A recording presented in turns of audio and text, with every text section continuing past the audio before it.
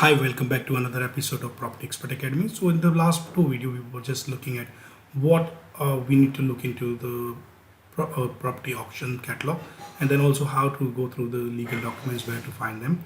Now in this one, we will be discussing a little bit more about finances. So basically then now, once you're satisfied with the property, after viewing it, after checking all the legal documents, after fulfilling all your criteria or whatever criteria and tick boxes that you are expecting to have in your ideal property, after that you basically then do your numbers and decide up to what level should you be aiming to bid.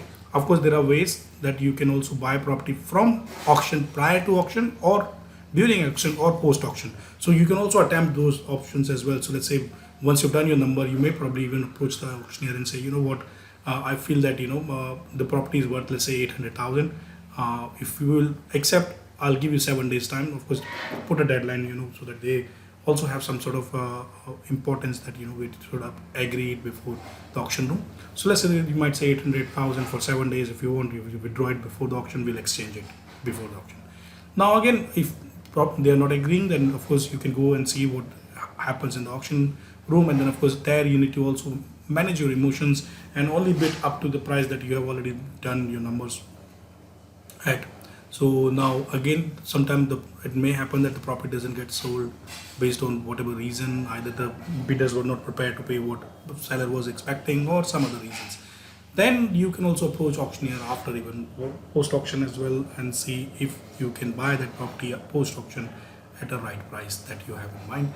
Now the number wise, I'll go very quickly. So let's say on this asking prices get 6.41%.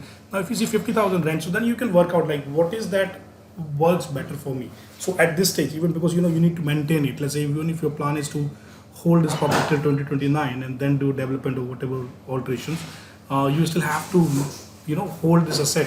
So your cash flow should be more than your outgoing. So you need to see like what rate of interest am I getting the loan at, what is the maximum I can hold up to, for how long on that basis. So see if the number stacks up.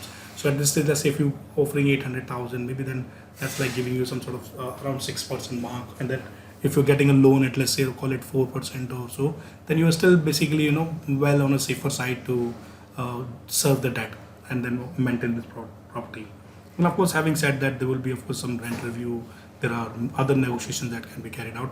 If you have any doubt, or if you want more detail on those, you can always contact one of our company, Global Property Consulting, who is specialized into rent reviews, lease renewals, negotiation on Landlord and Tenant Act. So I hope this video would have helped you to understand what all to look into the property when you buy from auction room.